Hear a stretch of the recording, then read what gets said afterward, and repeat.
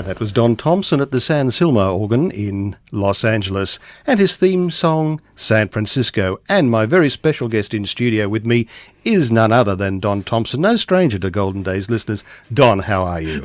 Remarkably lifelike, thank you. Good to see you. And making another trip down under. How many times does this make now? I think this is 7. And you just love it, don't you? I do. This is just vacation. This You're is no not work. touring this time. Nothing, So no. it's all sort of pleasure. Terrific. Hang out, yeah. Yeah. Don, you're obviously from San Francisco because that's your theme, but you weren't born there. Where were you born? I was born in Kendal, which is a small town in the north of England, far away from anything industrial, but a beautiful area in the Lake District. Oh, yes. Yeah. And a good many summers ago? Oh, yeah, a long time since. Don, was your love of music ever present? It started when I was probably about 4 or 5. I think my parents used to play 78s All on right. the gramophone. Yes. Yeah. Those wind-up ones? Yeah, that's right. Uh-huh. So I was introduced to stuff then. Right. And did you play a musical instrument right from the word go? Yes, I played on the linoleum when I was about 3. Yes. That was it. Uh-huh. And then I got a piano when I was 7. Right. And from there was no turning back? That's right. I see. To some people's distress. Well, you give us a lot of entertainment. We have quite a few of your tracks on our playlist at Golden Days. Did you have any role models when you were playing the piano? Did somebody sort of, take your fancy? Well, yeah, my parents took me to hear Reginald Dixon play the Wurlitzer in Blackpool when I was 4 or 5, something around about that. Oh, yeah. And that got me interested, and that's what I wanted to do. I said, that's what I want to do when I grow up. Of course, they said, shut up, you're going to be a doctor or a teacher or something. Right. But that's what I wanted to do, and that's what I became. And so the first step is to get a piano. Right. Because there weren't any organs you could put in the house in those days. I imagine not. Yeah. It was a long time ago. So we're talking about Reginald Dixon. Let's have a listen to the man playing his theme tune.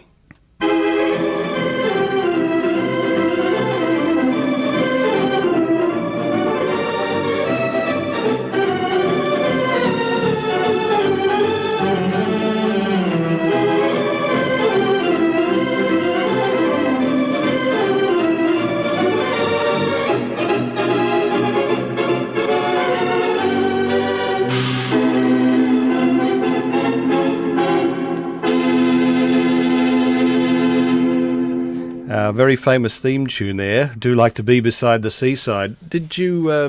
How early on in your career did you meet Reginald?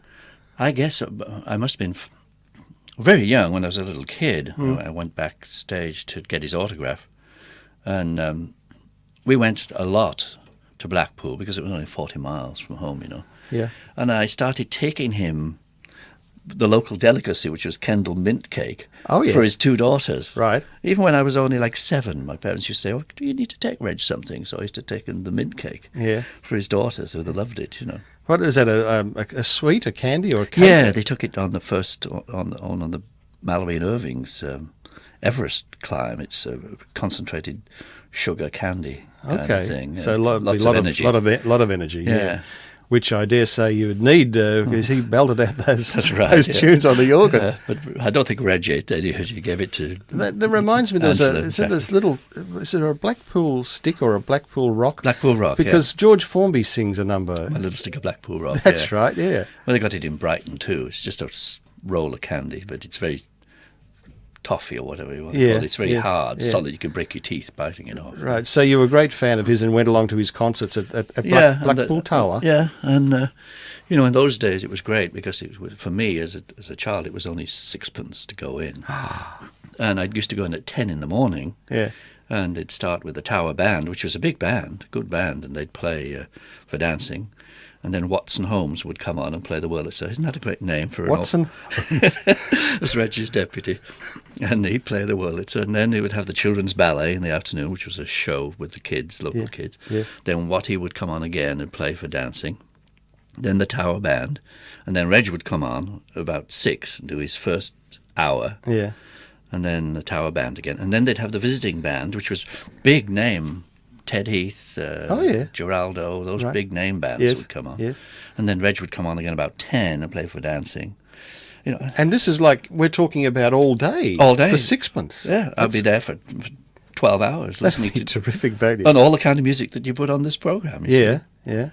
How wonderful. And Ted Heath, there was Dickie Valentine, Lita Rosa, and all those people that used to sing with Ted Heath, and it was just a great musical experience just to spend the It afternoon. just sounds there. wonderful. Let's perhaps have a little reminiscence of those days and play another track by Reg at the Tower Ballroom organ. I Okay. think this is a good one. It's a favourite of yours. 1938, and it was about then when I first heard him play, and this is the kind of stuff that he was And doing. this is your recording, actually, isn't it? Because you got this off Reg. We can talk a bit about that later on. But remember when you gave it to me? Oh, yeah, yes, it that's was- right. it's The from Reg his own- gave me the... Yeah. It was his own collection, which Yeah. you had dubbed at the BBC. It's a great track. Let's have a listen.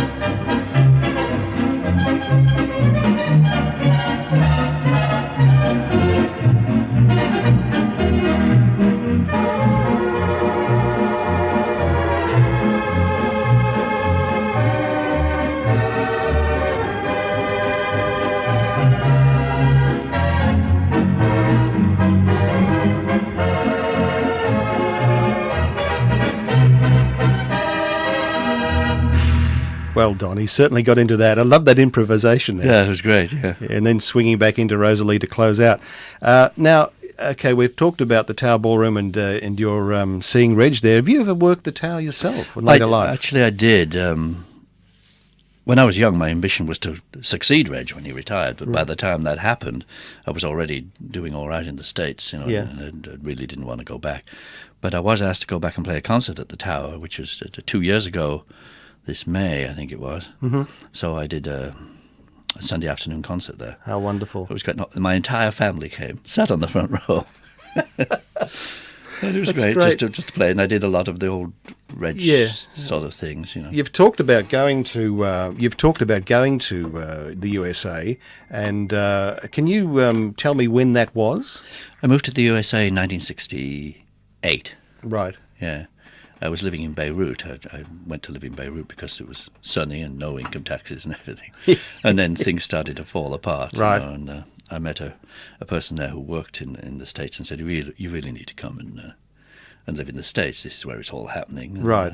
And the prime objective was to come over there and play. Yeah, Yeah. but of course I couldn't get in because of the Musicians' Union at the time. I came in as a teacher Right. until I got established as a musician, and then Was there a problem with like getting permission, like green card or whatever? We hear all. not in those days because teachers were very much in demand. So there was what they had a non-preference visa, and you're straight in if you were going to teach it. As long as you taught for a minimum of like 2 or 3 years, you were all right. You know. Right. Used to be the same for Australia. You had to stay Yes. for a minimum period of time. you Yeah. know. Yeah. Actually, I was offered a job in Australia at the same time Oh, right. to teach English at the Scots College in Sydney. Well, I'll be. And, You could have been resident down here. That's right, yeah. I got that offer, and I got an offer from the Harvard School in Hollywood, and I thought, well, Hollywood. And so you were teaching there, and when did you start playing? When did you do your first concert? How did that occur? First concert was in the United States was in 1969. I got there in September of 68, and then I did a concert in 69 at the Avenue Theatre, San Francisco.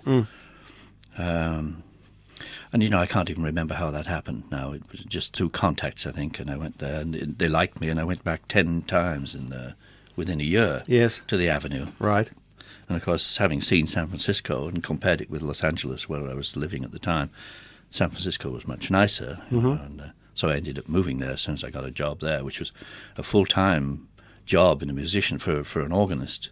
It was great. It was playing a 4-manual Wurlitzer, 28-rank Wurlitzer, 5 nights a week. Yes. For a living in San Francisco, you know. It Yeah, can't be bad. terrific stuff. That's Yeah. good. Yeah, it's a wonderful city, isn't it? Yeah. I enjoy going there.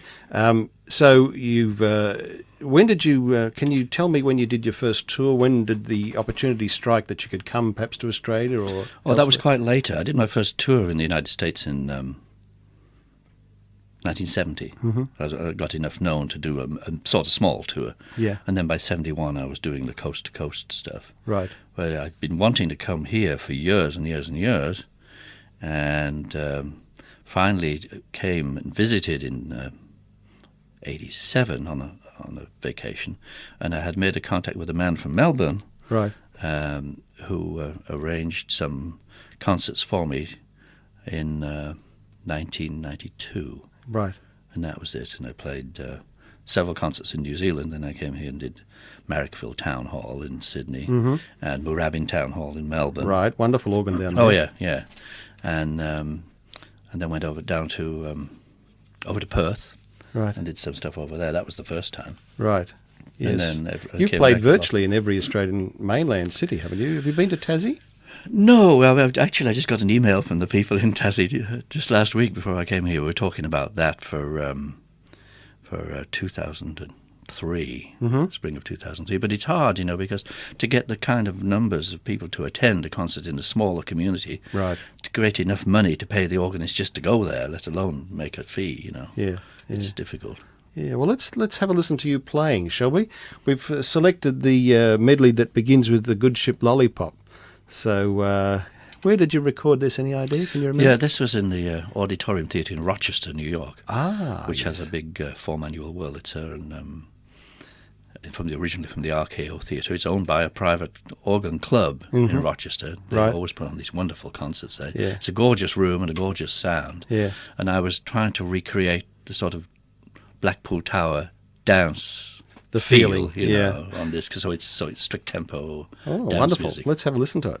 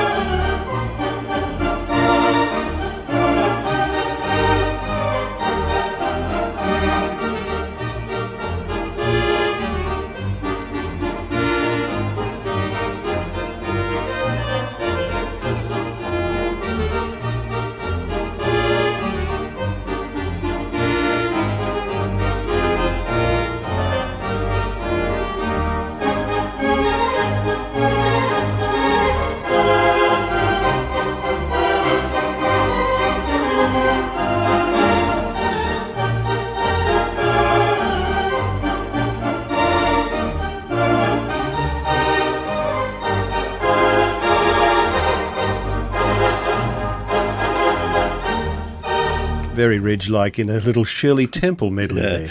It's actually really interesting to play the tower organ. It's instantaneous. The sound's right above you. Right. It comes right down at you. It's almost like playing an electronic. Yeah? But playing the Rochester organ, like that one, Right. is in a huge theatre and the sound is far away. Yes. And it's just really difficult. It's off-putting a little bit? to keep it going, because the sound is slow, and if you can just slow down and wait for it if you're not careful, and to keep playing a rhythm in that Blackpool style on an American theatre or in a big theatre, you're lathered in sweat at the end of it. Okay, so now, Don Thompson, you're still playing, I think, regularly in San Francisco for weddings and things to keep... Yeah, it's just a church job. Yeah. Now, I've had a church job for the last 15 years or so, which I enjoy. I would be going to church anyway, so I might as well get paid for it. Exactly. And I do 4 or 5 services on a Sunday, right? Saturday and Sunday. And I think weddings and things too, don't you? Weddings and funerals, yeah. And the odd concert tour still. Yes. In October, I'm going up to Canada, doing Toronto and Kingston, and the northern tier that we call it, Buffalo and Rochester and all those areas. Right. And then over to Fergus Falls, Minnesota. Aha. Up to near Fargo and that kind of stuff. That's the Midwest, isn't it? Yeah. The North Midwest, yeah. So you look like being back in Australia for a concert tour. Looking at actually, I was going to come in October of 2002, but so many other people are coming at the same time that I couldn't line up enough to make it worthwhile. Right. So we're looking now at May of 2003. Terrific. Well, you be sure to let us know because, I'm sure, hopefully you'll do a Melbourne season. Get some... Yeah, well, I haven't played in Melbourne, since 1993. I know. Yeah, fully aware of that. Yeah, so I'm but sure I've been back every time, yeah. just because I like Melbourne so much as a place to visit. And you play mainly at the Moorabbin Town Hall when you're here? But I did it there, yeah, and I need to go and talk to somebody about playing at Malvern. There's an organ there. Yes, there look is. At that one, yeah. Yeah, well, maybe we need to give you some contacts for that before you leave. But Don, look, thank you so much for making yourself available. I know that our listeners will be more than interested in what you've had to say and hearing your music. And we've chosen a number to go out with, which is Velia, which is a lovely song, isn't it? Where did you play this? Oh, this is in Old Town Music Hall in Los Angeles. Mm-hmm. It came originally from a theatre in Long Beach, I think. It's just a beautiful sounding whirl. I'm not known as a ballad king, I don't specialise in ballads. People like George Wright do that so much better than I do. Yes. But this is one of the ballads that I really liked and got into and put a bit of feeling into it, and it's a good old song. Well, thank you very much for coming in to Golden Day Studios. Let's go out with Don Thompson playing Velia. And thanks, Don. Thank you very much.